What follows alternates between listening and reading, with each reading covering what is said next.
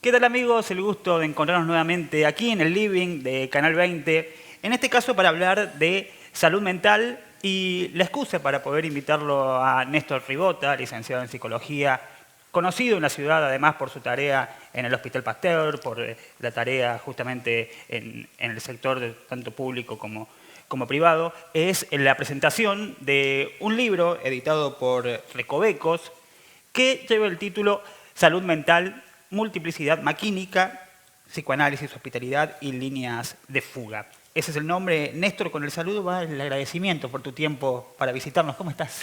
Hola, ¿qué tal? ¿Cómo están? No, un gusto, gracias. Primero consultarte acerca de esta placa, de este libro, que tiene, cuando uno lo observa, un montón de tópicos, pero imagino que la columna vertebral es la misma, ¿no? Sí, ¿qué tal? Bueno, sí, salud mental. Esa es Sí. la columna, lo que vos decís como que hace de columna vertebral del texto. Son notas, artículos, una crónica y alguna hipótesis de trabajo de mi posición y un poco dar cuenta de mi posición como psicólogo de profesión, analista, a veces, ahí después le explico por qué psicoanalista, Bien. a veces en los dispositivos públicos, en este caso, digamos, un psicólogo en posición de analista trabajando en un hospital general. Bien, vos planteás justamente en la contratapa que existen palabras que se parecen, pero que la nominación son distintas, ¿no? Psicología, psicoanálisis. Exacto, Es fácil pensar en algún caso que psicología y psicoanálisis van de la mano y que si yo voy a un psicólogo me va a psicoanalizar sí o sí, ¿no? exacto, exacto. Ese es uno de los puntos a que se pone en tela, ¿no? Así empieza el libro. Bien. Así empieza el libro porque venía escribiendo esas cosas y siempre yo este año, bueno, 30 años que estoy metido en este trabajo de recibido y bueno, y hace más o menos 30 años que vengo hablando de lo mismo. Esa cosa que está inserta en el sentido común de que un psicólogo es psicoanalista o que, bueno, entonces en una sobremesa con amigos charlando, donde gente que se analizaba, gente profesionales de distintas disciplinas, se daba por hecho de que, o se desconocía ese punto, ¿no? De que me preguntaron si un psicoanalista tenía que ser psicólogo, sí o sí, o médico, ¿no? Entonces, ante mi Bien. respuesta de que no, de que el psicoanálisis es una práctica, no es una profesión, es un modo de abordar, es un ejercicio, no una profesión, la psicología es una profesión. Bueno, eso me llamó a empezar a escribir desde ese lugar y dar cuenta de mi trabajo, desde mi posición en los dispositivos hospitalarios. Y en esta cuestión a nivel hospital y a nivel salud pública, ¿cómo es el panorama respecto a el paciente, en este caso? Porque imagino que un gran porcentaje son personas que tienen una notificación para acudir ahí. No sé si hay un porcentaje de personas que deciden ir por motu propio Sí, a la salud pública. bien, ¿Cómo es ese panorama? bien, vale, muy bien la pregunta. En mi caso, trabajo como todo el equipo en la guardia central, Sí, que eso es otro tema para desarrollar, y consultorios externos. En bien. consultorios externos, en mi caso, y en casi todos mis colegas también, tenemos demanda espontánea, gente que efectivamente va a buscar un espacio terapéutico. Y en mi caso en particular, yo además tengo gran parte del turnero con casos donde van derivados de la justicia, Claro. ¿no? Personas que tienen libertad condicional o denuncias por restricción.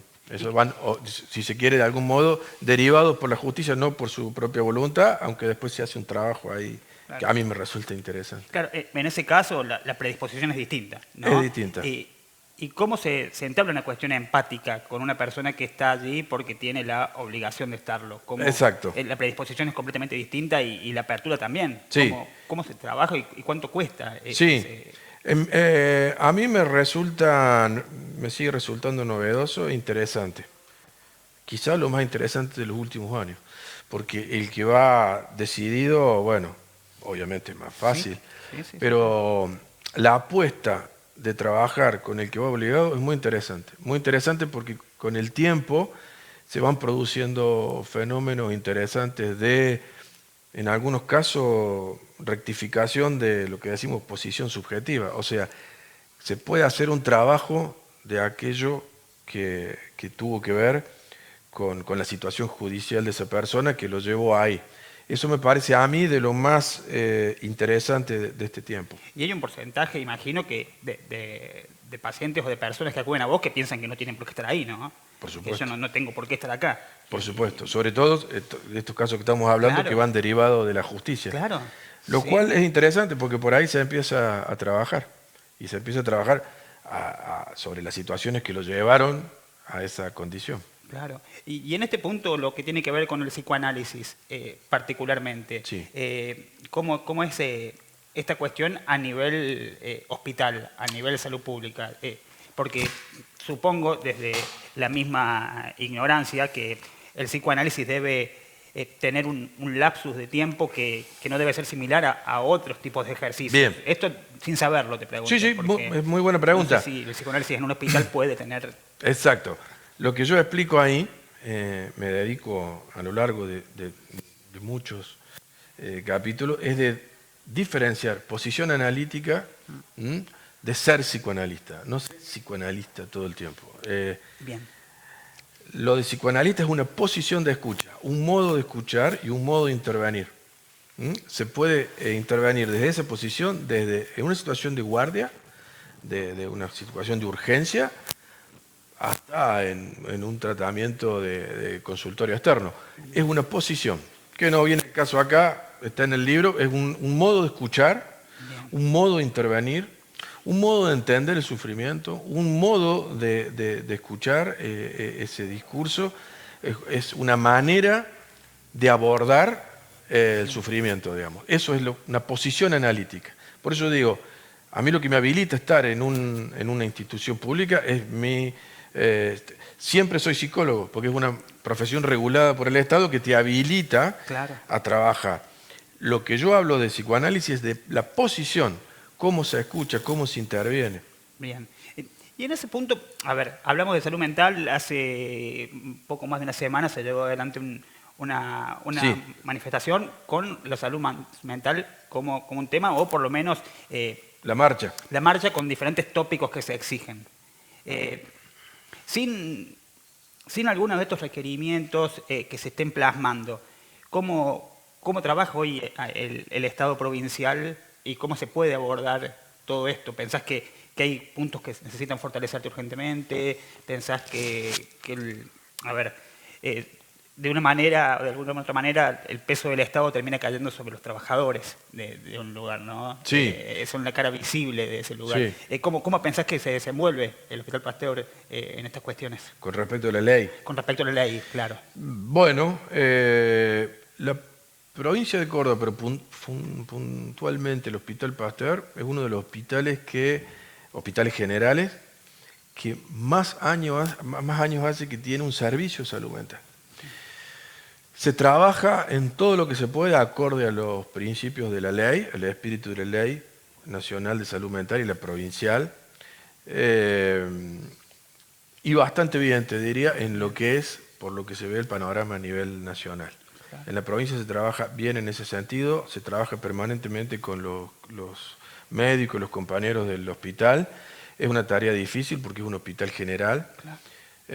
A partir de la ley la ley del 2010 se promulgó en el 2013 y se está aplicando, ya lleva una década, pero hay todavía deudas pendientes, como por ejemplo con respecto a la política de desmanicomialización. El Estado en general todavía tiene deudas con la construcción de casas de medio camino e instituciones intermedias entre el monovalente y el retorno a la comunidad de los usuarios. Ahí hay todavía una deuda. Así que hay muchos hospicios que todavía siguen Sí. manteniendo una vigencia que no debería ser tal en ese punto. No debería ser tal. Yo soy crítico de ese aspecto de la ley, soy un defensor de la ley. Sí. Ahí le dedico varias páginas. Pero de ese aspecto todavía soy crítico porque el cierre de los monovalentes con eso no es terminar con la manicomialización. La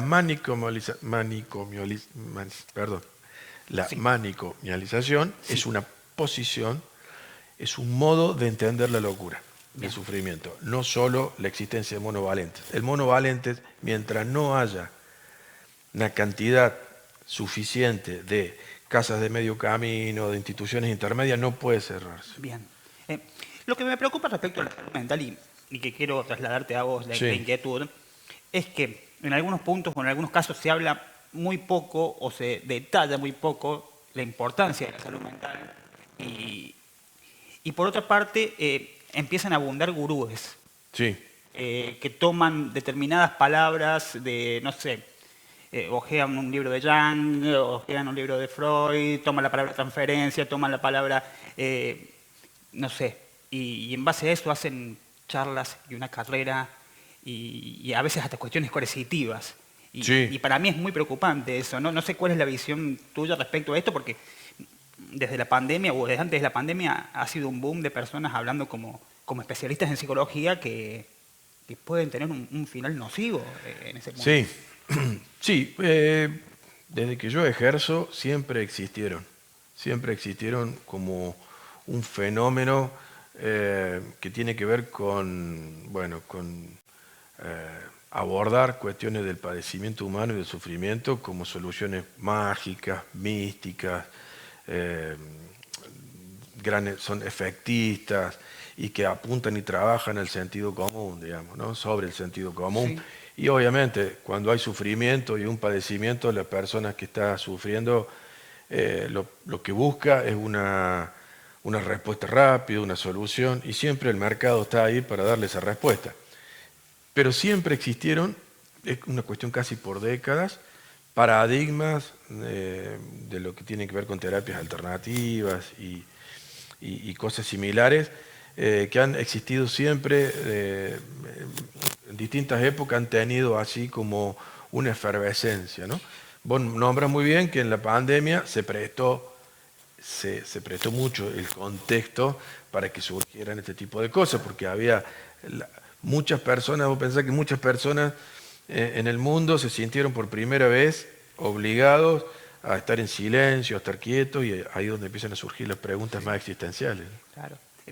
Una cuestión tiene que ver con algo holístico relacionado a algo religioso, ¿no? Hablamos de Sí, cuestiones o palabras repetidas como mantra y otras cosas son entrometerse en las decisiones de otra persona, tocar fibras que pueden ser complicadas. Es decir, yo no sé si habla de un ejercicio que es complicado porque al abrirse una persona, sí, psicológicamente hablando, hacia otra que no esté especializada y que esa otra de cierta manera manipule estas cuestiones, puede generar un daño sí, que, claro. que puede transformarse incluso en actitudes que, que terminan manejando o generando una coerción en ese punto. A ver, cuando se relacionan estas cuestiones psicológicas, por decirlo de esta manera, con un fin monetario, con un fin financiero, porque muchas de estas cuestiones ingresan por la cuestión psicológica, que yo estoy repitiendo la vida de mi abuelo porque a mi abuelo le Sí, gustaba bueno, Cita Rosa y a mí también una vez escuché Cita Rosa en la radio sí, y me di cuenta y por eso tengo que apostar a las acciones de tal empresa. O sea, en algún momento como que estas paralelas se juntan sí, sí. y eso es gravísimo. Sí, claro. No tengo más que acordar con eso. Has nombrado algunas prácticas que son, bueno, que están muy, en este tiempo se consumen mucho, pero bueno, yo insisto con ese punto, son prácticas que tienen que ver más con lo esotérico y ese tipo de cosas. Me decís que durante mucho tiempo se viene desarrollando esto, o sea, este boom de ahora tiene anteriormente a personas. Siempre, siempre. Ha cambiado de nombre y de paradigma, por decirlo de Bien, alguna manera. Siempre ha bien. habido esta clase digamos, de abordajes que tienen que ver con respuestas fáciles, mágicas, efectistas. Siempre, porque se presta, digamos, el sufrimiento y el padecimiento mental, obviamente que se presta para eso, porque hay una disposición del que está sufriendo de sufrir menos, ¿no? Y de una manera rápida. Y también hablamos de esta generación donde hay un corrimiento del cristianismo, tal vez que en su momento era como como un Sí. bálsamo también, ¿no? Sí, las religiones tradicionales del cristianismo están en una crisis de representación en ese sentido. Yo le recomiendo a la gente, en este caso, si bien yo soy un ateo, recomiendo las religiones tradicionales porque me parece que cumplen un rol interesantísimo. Las iglesias cristianas, católicas, evangélicas, es un trabajo muy interesante en los barrios, en las cárceles, sobre todo en las cuestiones de adicciones, ¿no? Donde mantienen su dogma y hay un trabajo ahí genuino y verdadero, digamos, ¿no? O sea, una cuestión religiosa. Lo digo como ateo, pero yo veo la eficacia del trabajo de gente en la cárcel, en los barrios, ¿no? Eh, Recomiendo eso antes que a estos gurús que se disfrazan inclusive la paradoja es que vienen como cosas novedosas, Claro. ¿no? Como algo novedoso cuando lo que hacen es, bueno, Pero incluso raya con lo o sea, delirante. preocupa ver diplomaturas, preocupa Sí, ver sí. universidades interesantes. A mí me preocupa que la universidad termine de alguna manera avalando lateralmente, si bien como curso de extensión, diplomatura de no sé qué, veo en la universidad ahí también una beta más de cuestiones de lógica de mercado que Es otra que cosa. el otro día hablaba con un vecino, y un vecino del barrio, que me decía, fui a determinada persona y tenía en su oficina un diploma de la universidad tal. Sí, Y eso también a nivel carta de presentación para uno que no sabe la diferencia entre una diplomatura y sí, un y estudio. un título de grado, Claro, ¿no? entonces es fácil. Sí, Te saco de este tema sí. y te pregunto respecto a la atención, respecto al momento de decidir ir al consultorio, de ir al diván. ¿Se va tarde? ¿Por qué? Porque cuando uno tiene otro padecimiento, tal vez físico, el dolor le avisa que tiene que ir, pero tal vez en este caso el dolor uno lo experimenta de otra manera, o no se da cuenta que le está doliendo algo, o no se da cuenta que hay algo que lo inquieta, y tal vez llega en un punto de crisis. Toda la gente que llega en crisis, imagino, y tengas en cuenta la amplitud de la palabra crisis, ¿no? No Sí, hablamos de sí, una cuestión sí. extrema. ¿Se va tarde? ¿Se asiste tarde? No, no, yo creo que, bueno, dos cosas diría. Mira, primero dijiste, Iván, o sea, Sí. no todos los psicólogos, Bien, así comienza el libro, no son analistas. bien. No, el diván no es, salvo para aquellos que lo tenemos como la posición analítica, no todos lo usan. Y no tarde, sino que siempre se llega a tiempo en el sentido que cada uno tiene su tiempo. No hay que, un viejo profesor mío decía siempre, no hay que ni adelantarse ni apurarse a ir.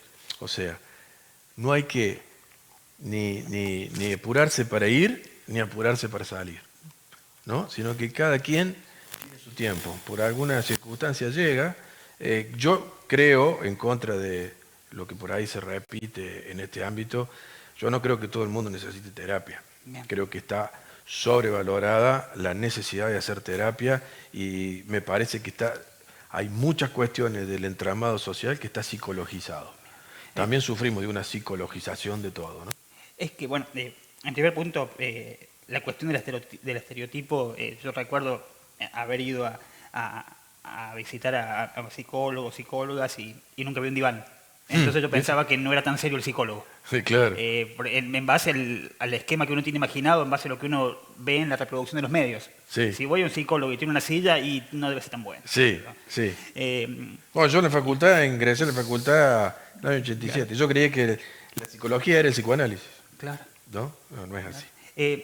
Y en otro punto, la cuestión noventosa y también la del 2000 ha generado que incluso hasta era cool pasar horas Sí, en el consultorio, o horas con un psicólogo, con un sí, psicoanalista. Era un cliché de aquellos momentos. ¿Quién sí. no ha pasado tantas horas como yo? O todos hemos pasado por...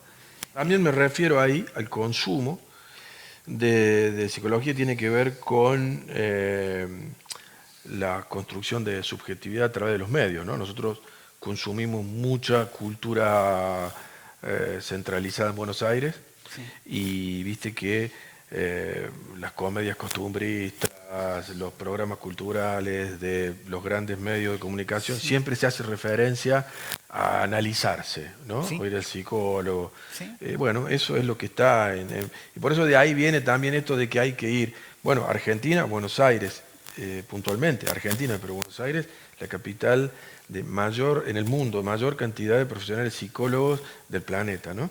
Y eso también tiene que ver con que en un momento determinado, tal vez 15 años después que vos te recibiste, fue como un boom también la carrera Sí. de psicología, ¿no? Así como hubo oleadas donde se estudiaba turismo, donde se estudiaba abogacía. Sí, ya cuando ingreso yo es que en la primavera democrática empieza el crecimiento exponencial de cantidad de alumnos. Bien. También eso ha atentado un poco contra la calidad de la formación. Vos decís que al ser mayor la cantidad, también la personalización era distinta. La formación en algún punto se ve afectada, la calidad de la formación. La universidad pública a la cual defiendo y que orgullosamente me formé, no es lo mismo por ahí un teórico con 50, 70 alumnos que con 500, No, sí. Sí, o 1000, sí. o 3000 en algunos casos. Es medio complicado. Volviendo al libro, Sí. hablábamos recién de consumo y de pantallas, y tomás una serie de HBO en uno Sí. de estos capítulos, en Sí. uno de estos apartados. ¿Me podés comentar sobre ella? Sí, se llama, no lo sé decir, no lo digo mal en inglés, El Ensayo. El ensayo. El Ensayo. Es una serie que no es muy vista, no ha sido muy vista, sí muy criticada, Bien. reseñada en distintos medios en el mundo, pero acá no es muy vista, por eso me llamó la atención, me la sugirió mi hija. Y la usé como un paradigma, primero no me gustó la serie, me provocó rechazo, la usé como un paradigma para mostrar la diferencia, que trato de decir de otras maneras, entre psicología, una ética, una posición, entre la posición analítica y la posición psicológica. Entre la diferencia en cómo se involucra el terapeuta en una posición o en la otra. El ensayo, brevemente, es un tipo que se llama Fielder, que se dedica a preparar gente para situaciones conflictivas en la vida cotidiana. El primer capítulo es una persona que tiene que enfrentar a una amiga y decirle algo que le da culpa y que no se anima a decirle de una mentira, una pavada aparentemente. Entonces, lo que hace Fielder con esta persona, hacen una réplica del departamento de esta persona y del bar donde van a tener esa charla, con toda la parafernalia económica, digamos, de esta cuestión, Sí. que hacen, replican todos los detalles, practican los diálogos con con actores inclusive parecidos físicos a las personas reales, y hacen una réplica, o sea, un intento de ensayar las veces que sea necesario al infinito los diálogos, las situaciones, inclusive con actores del el bar, es una réplica, es un estudio de televisión, hacen Bien. la réplica del departamento y del bar, de manera rigurosa. ¿Para qué? Para que la persona después de ensayar tantas veces al milímetro lo que tenía que pasar, con todas las posibles respuestas, Sí. Tenga esa situación en la vida y salga adelante. Bien. A partir del capítulo 2 o 3 y hasta los 5 o 6 capítulos, Fielder, el protagonista, este que le enseña a los otros, los entrena, se involucra en un caso donde una mujer quiere saber cómo es ser madre. Y él no tiene hijos y no encuentra un candidato para practicar y se empieza a practicar él y a jugar su deseo de cómo ser padres. Y empiezan a ensayar él y esta persona. Él es judío, la mujer es una cristiana militante, y empiezan a ensayar con bebés, con niños de distintas edades, con muñecos, con extras, y la cuestión se empieza a desfigurar y se empieza a involucrar tanto el deseo del autor que se empieza a complicar tanto. Él lo hacía eso en su casa, mientras a su vez él se iba a trabajar, que su trabajo significa estos ensayos con otras personas. Entonces, a partir del capítulo 2 y 3, la vida de Fielder se involucra en eso que enseña y se desdibuja, ¿no? Hago yo explico brevemente esto que te expliqué a vos Sí. de mala manera y hago una No, pero- comparación entre psicología, entre una posición y otra. Claro, no, pero... ¿Qué significa involucrarse y qué no? Claro. Y en ese sentido, eh, a ver, tal vez no es directamente en la cuestión psicológica, tal vez tenga que ver algo más con lo filosófico, el hecho de ser argentino, de ser cordobés o de ser, no sé, latino en estos momentos, cuando la mayoría de las bibliotecas son escritas del otro lado del océano. Exacto. ¿Cómo es la aplicación y cómo es la tarea en este panorama? Tenemos una configuración Sí. cultural completamente distinta en algunos casos. Totalmente, estamos, Eh, eh, hay una gran colonización. En ese punto todos, o sea, todos pensamos o tomamos, no sé, a nivel filosófico, Sartre, a Camus, Sí. la cuestión existencialista, la cuestión de que yo sé que estoy acá y que desde que nazco voy directo a dejar de existir. ¿Cuánto influye eso en las bibliotecas o en la tarea, en la praxis Sí. de ustedes, el hecho de, no sé... En el caso del psicoanálisis, por supuesto, en la posición freudo-lacaniana, Sí. hay una gran escuela en la cual yo tengo una posición crítica a esa, leí con esa orientación muchos años, pero por suerte hay otras lecturas en escuelas muy chiquitas y con trabajos muy pequeños y muy rigurosos de lecturas decolonizadoras, digamos, ¿no? Bien. Con cuestiones de los idiomas regionales, las culturas locales, con los fenómenos, sobre todo México, Argentina, Uruguay. ¿No? Hay gente que se junta, nos juntamos, se lee, se cuestiona, se pone en tensión la cuestión regional, ¿no? Bien. Bueno, eso. Y te aclaraba que lo de Sí. recién, lo de la serie, Sí. usaba el ejemplo de Friedel para tomar esto que decíamos hace un rato, de que el primer capítulo y el intento ideal de Friedel de dirigirle la vida a otro es Claro. lo que es la psicología conductista en su extremo. Claro. Bueno, pero esta cuestión, yo no lo sé si todavía existe, pero esta cuestión didáctica de conducir más que de preguntar para un autodescubrimiento, Exacto. para creo que se le llamaba incluso a veces un proceso de agnórisis, se le llamaban un personaje que en las obras griegas no sabía Sí. nada y pasaba a saberlo todo, Sí, como sí. Otelo, como... Bueno, algo así. un proceso también más que de conocerse a sí mismo, que tanto se hincha con eso, Sí. es desconocerse. El proceso analítico es porque uno se desconozca, no para que se conozca tanto. Pero es muy difícil. O sea, Bueno, sí, es muy es difícil. difícil mirar hacia adentro. Sí. Es dificilísimo. Sí, Y desconocerse, escucharse. imagino que en la cuestión, a ver, en el caso de la cuestión pública, esas cuestiones de cerrar los ojos y mirar hacia adentro, en el caso del que asiste, también debe ser muy difícil. Es difícil, pero sucede. Por eso insisto en que se puede escuchar desde esa posición. Por supuesto que no tiene que ver con... Trato de desarmar el mito del sentido común, de que un Sí. psicoanalista en un hospital Claro. no cierra la puerta, ni tiende a una persona en la camilla. Claro. Eso es un mito un poco gracioso. Y por otra parte, hablando de la salud pública Sí. y hablando del desempeño ese, ¿con cuánta carga de prejuicio se asiste a esos espacios, sabiendo que en muchos casos las personas que suelen visitarte, en un gran porcentaje, cuando te ven a vos, es la primera vez que ven Sí. a un psicólogo, es la primera vez que están en ese contexto y vienen con toda una carga cultural que no sé si es positiva, pero nosotros venimos de familias que tal vez seamos el primer universitario Sí. de la familia, Sí. que si te mandan un psicólogo porque estás loco, que Sí. ¿cuánto es el prejuicio que se tiene al momento de ir ahí?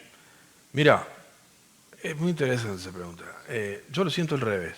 Bien, En el hospital siento mucho más, menos prejuicio bien, que en la parte privada.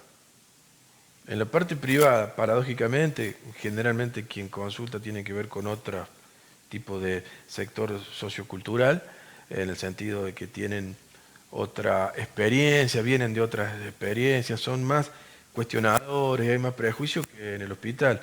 En el hospital hay otra vinculación, hay hasta, no sé, otro modo de vincularse. No siento el prejuicio, que sí por ahí lo siento más en lo privado. Y tal vez en la cuestión de, a ver, de tener o una carrera o una cuestión enciclopédica encima, al fin de cuentas lleva a la persona que te visita querer examinarte todo el tiempo, querer demostrarte que sabe cuáles son las inquietudes que querés mover. Entonces es como también debe haber una cuestión de esas, ¿no? En lo privado. En lo privado. Sí, claro. De decir, yo antes de venir acá estuve en tal lugar, Sí. en tal lugar, en tal lugar, y la verdad es que tal me hace sentir mucho mejor y no me preguntaste sobre esto y yo sé hacia dónde me querés llevar y Sí, sí. no sé si... Sí, eso se pone en juego. Claro. Sí. Pero bueno, es parte del Pero siempre trabajo. situaciones de poder en ese sentido. Sí, sí, y esa es la diferencia entre, otra vez, Claro. la cuestión de la psicología y la cuestión analítica. Como Claro. el analista no sabe nada, Claro. no tiene que saber nada de nadie ni de ningún tema, es un saber que se genera en la situación analítica, ese prejuicio se va desarmando. Las psicologías, hay ciertas psicologías que sí, tienen el saber enciclopédico guardado, lo reproducen y se puede opinar por qué pasa esto, por qué pasa aquello. Claro. Esa es la posición de la que yo salgo. La Bien. posición analítica es justamente, no, es algo, un saber que se genera ahí en el acto analítico. Claro, claro. Y todas estas otras formas de ejercer o todas estas otras escuelas, ¿hay disponibilidad a nivel, no sé si provincial, pero local? Hablamos del psicoanálisis, pero yo en su momento escuché hablar de otros tipos de prácticas también, de otras escuelas, que no me quiero confundir, por eso no nombro ninguna, sí, no pero hay posibilidades. A ver, hace un tiempo me hablaban de un tipo de praxis psicológica en donde el paciente cerraba los ojos, imaginaba unas manos, esas manos a quién corresponden. Sí. No recuerdo el nombre, si era Segel Gestalt, Gestal. terapias cognitivo-conductuales, Claro. Gestalt, en el hospital no hay Gestalt, pero hay cognitivo-conductuales, mis colegas tienen esa orientación, Claro. hay psicología clínica más clásica con niños, sistémica, o sea, hay otras formaciones, yo soy el único que escucho de este lugar. Claro. Si bien de afuera no se nota, digamos, Claro. quien concurre, yo aclaro siempre de dónde escucho, pero sí hay. Es más, en general en las prácticas privadas siempre se vincula la clínica con el psicoanálisis, pero bueno, cada vez menos. Lo que hay un resurgimiento de estas psicologías más del lado de lo conductista o de la cognitivo-conductual. ¿Por qué pensás que todavía se sostiene Freud en el tiempo? Qué buena pregunta. ¿Tenemos tiempo? Tenemos, no sé, tenemos 5 minutos para no robarte más tiempo. Trato de decirlo ahí, de alguna manera. Bueno, ¿por qué? ¿Qué queda de Freud? Queda poco, pero bueno, principio del siglo pasado, el dispositivo que inventa a partir de la invención del dispositivo, en realidad, porque el descubrimiento del inconsciente ya existía, pero como el dispositivo que inventa Freud para escucharse, eso es de pura actualidad. Ciertas tesis del malestar en la cultura siguen siendo de actualidad.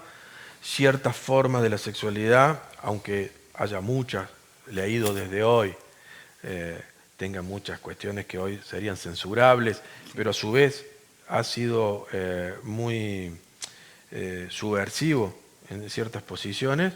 Eso, y de hecho la existencia de lo inconsciente todavía, bueno, seguimos dando cuenta de eso día a día. ¿Qué es lo inconsciente? Bueno, ¿por qué hacemos lo que nos hace mal?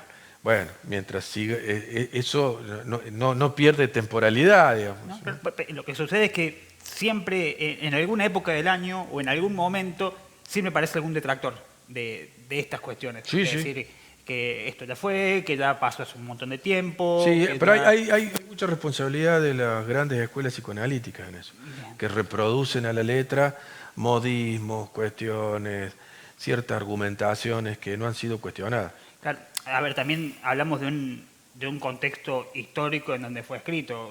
Cuando uno lee una obra que tiene un contexto histórico, tiene que leerlo con los ojos de ese momento. Exacto. Es como... Época victoriana, principio del siglo XX, la década, qué sé yo, la década del 30, lo que pasaba en el mundo, lo que pasaba en ese momento, ¿no?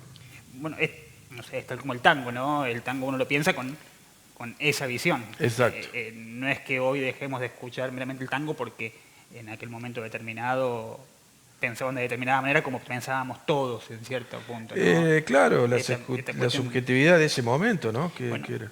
y la cuestión de este progresismo o este falso progresismo a veces también perjudica desde dónde se paran o desde dónde se generan las perspectivas. Ujú. A mí me preocupa que cuando se hable de la capacitación que se lleva adelante en perspectiva de género, por ejemplo, sea una cuestión, no sé si demagógica o de un falso progresismo que diga, sí, me capacito sobre esto, pero en realidad en mi praxis no lo estoy activando, no lo estoy Sí, generando. sí, eso no tengo mucha opinión. Sí, lo que es el progresismo o ciertas posiciones que tienen que ver con feminismo, lo que importa siempre es el acto, Bien. siempre es la praxis, digamos, ¿no? Porque lo discursivo es fácil, en todos los sentidos. Discursivamente es sencillo, porque, bueno, podemos Sí, hablar, sí, justificar y decir cosas. El tema es la praxis, Bien. ¿no? El acto. Bueno, nada, eso. Néstor, ¿dónde se consigue salud mental, multiplicidad maquínica? Sí, bueno, en las librerías de Villa María. Bien. Todas las librerías En todas las de acá. de Villa María, seguro, y en Córdoba, bueno, en El Bien. Espejo, en Rubén Libros. Buenísimo.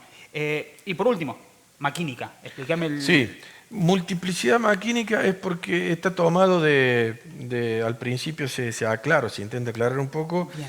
de no sé si concepto, pero sí un abordaje de Deleuze y Guattari, que surgió allá por el Anti-Edipo, en el 72, pero se desarrolla mucho más en 1000 mesetas, trabajo que escribieron Félix Guattari, el psicoanalista, Gilles Deleuze, un filósofo, que se juntan y hacen esto.